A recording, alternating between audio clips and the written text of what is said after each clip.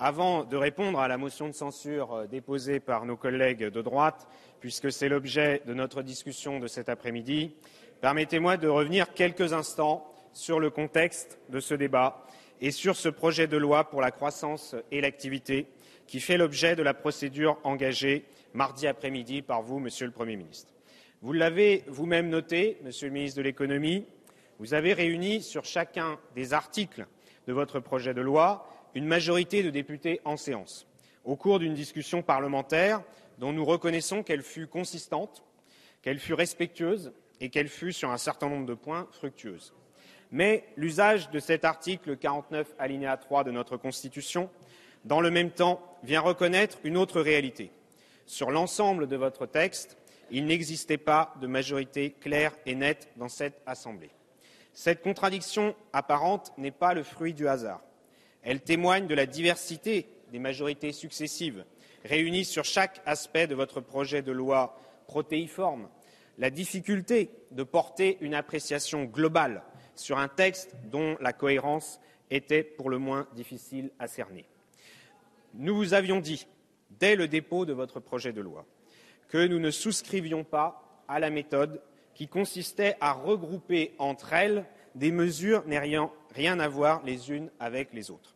Nous avions dit, Monsieur le Premier ministre, que cette méthode risquait de voir se coaguler des oppositions plutôt que de permettre de dégager des compromis dynamiques.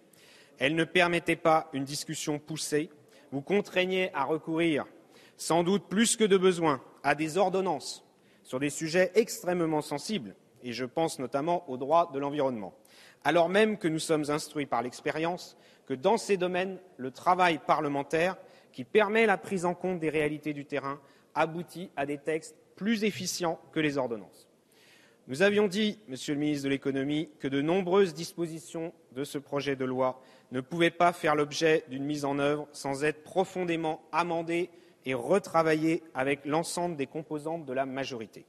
Je pense ici notamment au travail dominical, question sur laquelle la situation actuelle n'est pas satisfaisante, notamment du fait de l'héritage de la loi Maillet du précédent mandat, mais qui mérite mieux que quelques articles au sein d'un projet de loi qui a vu 150 nouveaux articles s'accumuler au cours de cette première lecture. Nous avions dit enfin que le développement de l'activité économique passait, à notre sens, par des choix plus clairs et plus déterminés, par un meilleur ciblage des actions de l'État en faveur des secteurs économiques d'avenir et notamment de ceux liés à la transition écologique. Car si l'objectif est bien de favoriser une croissance durable et l'emploi, comme ce projet de loi l'affirme dans son titre, la question écologique, l'accompagnement économique de la transition énergétique sont des conditions essentielles et indispensables auxquelles il est plus que jamais nécessaire que nous travaillions plus profondément. Voilà les raisons pour lesquelles nous avions annoncé mardi midi que le groupe écologiste ne voterait pas ce projet de loi. Non parce qu'il constituerait une régression insupportable du droit social, comme le prétendent certains, mais parce que, sans être la loi du siècle, comme l'a dit fort justement le président de la République lui-même, cette loi constituait à nos yeux une occasion manquée et que sur des sujets à nos yeux essentiels, le point d'équilibre n'avait pas été atteint. Un nombre non négligeable de collègues d'autres groupes de gauche étaient manifestement dans le même état d'esprit, souvent pour d'autres raisons d'ailleurs, et vous avez mesuré le risque de voir le texte rejeté par l'Assemblée nationale.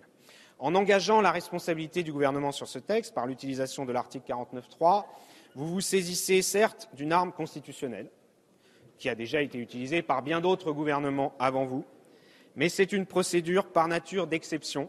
Et dans une démocratie parlementaire apaisée, les procédures d'exception sont toujours le signe d'une impasse.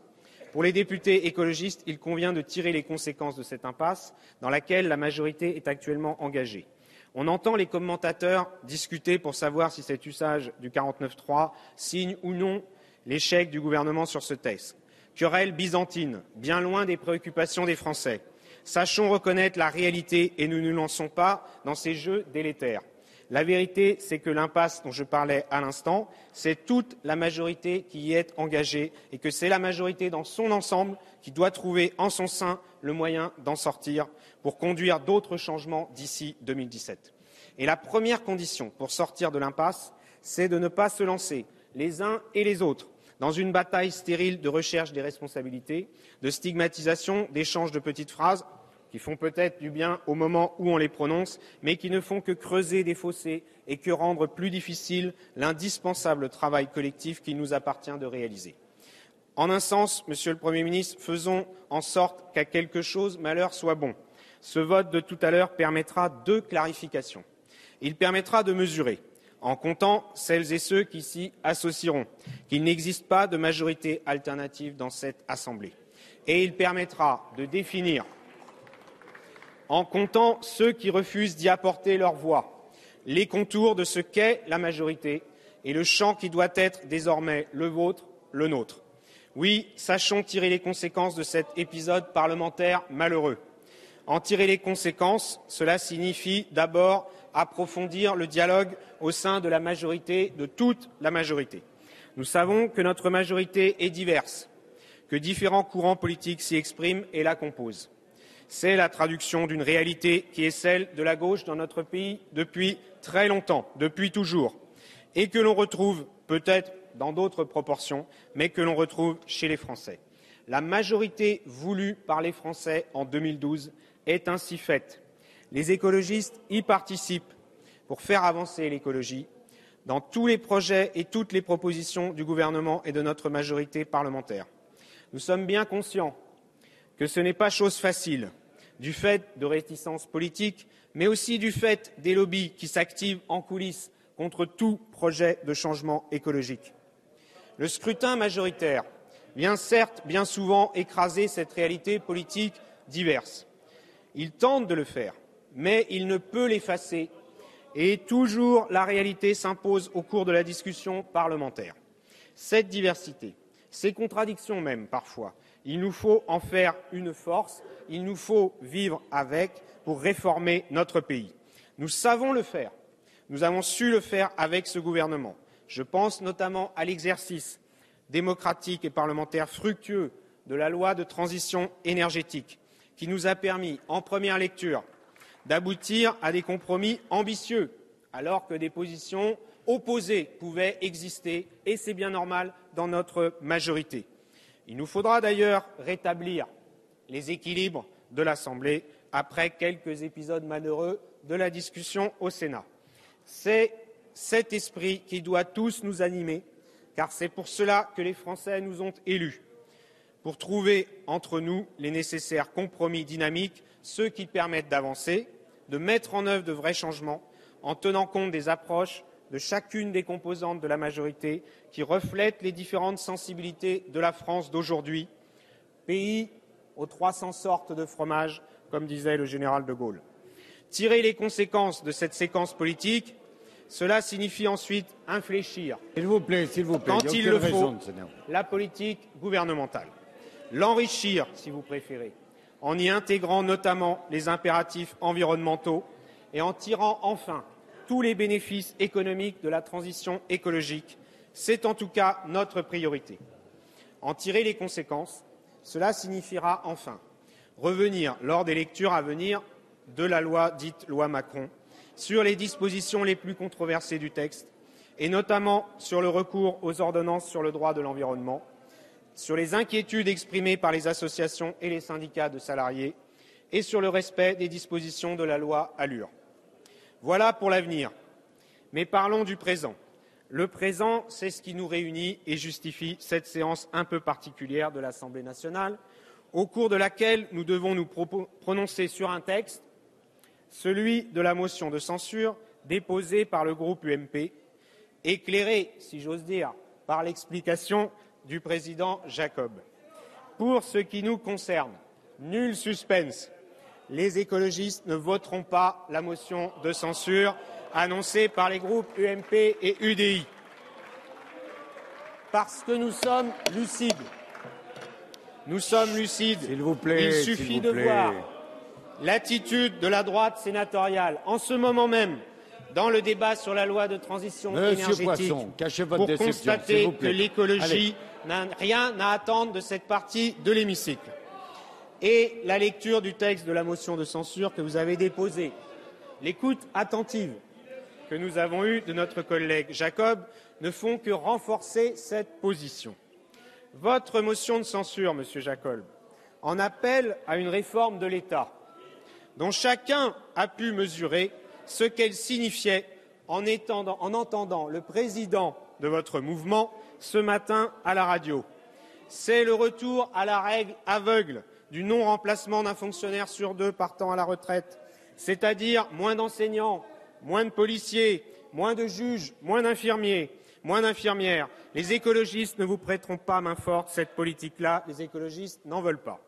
Votre motion de censure, Monsieur Jacob, en appelle à une réforme du système social, comme vous dites, dont chacun peut mesurer ce qu'elle signifierait en examinant les amendements que vous déposez lors de l'examen des projets de loi de finances de la sécurité sociale. Ce serait moins de garanties pour les assurés sociaux. Ce serait la remise en cause de l'aide médicale d'État.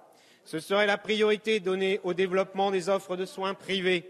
Ce n'est pas un fantasme, ce n'est pas un procès d'intention, c'est ce que vous proposez ici même chaque année depuis 3 ans que vous êtes dans l'opposition. Les écologistes ne vous prêteront pas main forte, cette politique-là, les écologistes n'en veulent pas. Votre motion de censure en appelle à une réforme du droit du travail, dont nous savons ce qu'elle recouvre, une dérégulation généralisée, la fin de la durée légale du temps de travail, comme l'a rappelé M. Fillon encore ce matin dans une intervention à la télévision. Les écologistes ne veulent pas non plus de cette politique-là. Bref, votre motion de censure en appelle à une politique économique libérale totalement décomplexée, celle-là même que vous n'avez d'ailleurs pas mise en œuvre au cours des 10 années où vous étiez aux responsabilités. Et pour cause, cette politique-là, les Français n'en veulent pas et les écologistes non plus. Il est d'ailleurs intéressant de noter que dans votre texte d'une page seulement, qui se veut tout à la fois réquisitoire contre la politique gouvernementale et profession de foi en faveur d'une autre orientation, vous n'ayez pas une seule fois trouvé le moyen d'évoquer les défis climatiques et environnementaux. Non, décidément, à cette politique-là, les écologistes ne veulent pas apporter leur voix. Parce que, si comme dans toutes les familles politiques, nous connaissons des nuances, des différences de point de vue, il est une conviction qui anime toutes et tous les écologistes. La politique du pire est toujours la pire des politiques. Vous le savez sans doute, les écologistes sont favorables à un 49.3 à l'allemande, comme on dit parfois. En Allemagne, le chancelier fédéral peut faire l'objet d'une motion de renvoi dite constructive. L'Assemblée se prononce alors sur un programme alternatif et, dans le même temps, sur un candidat choisi pour être le nouveau chancelier. Exercice qui, ma foi, aurait été intéressant aujourd'hui. Auriez-vous été, Monsieur Jacob, le candidat de vos collègues au poste de Premier ministre, ou alors peut-être M. Fillon, peut-être M. Copé, peut-être M. Wauquiez, M. Bertrand, M. Le Maire, Mme Pécresse, qui sais-je encore. Cette procédure a le mérite, en Allemagne, de la clarté, et elle évite les alliances de circonstances. J'allais dire les alliances contre nature. Notre démocratie n'a rien à gagner à la constitution de front du refus, uniquement capable de dire non, mais incapable de proposer une alternative. Cet épisode parlementaire, dont nous vivons ce soir un épilogue attendu, peut servir et pourrait inspirer la mise en œuvre en France d'une telle réforme de l'article 49.3. Notre vie démocratique y gagnerait. Voilà ce que je souhaitais vous dire, Monsieur le Premier ministre, mes chers collègues, au nom des députés du groupe écologiste. Nous ne voterons pas cette motion de censure parce qu'elle ne mène nulle part. Par notre vote d'aujourd'hui, Monsieur le Premier ministre, nous vous disons clairement que les écologistes ne sont pas dans l'opposition, que toute la majorité se remette au travail, animée de l'esprit de responsabilité, que les Françaises et les Français attendent de nous et qu'ils ont fortement exprimé le 11 janvier dernier. Ce qu'ils ont exprimé, ce n'est pas une volonté de gommer les différences, c'est tout simplement le souhait d'aller à l'essentiel. Merci.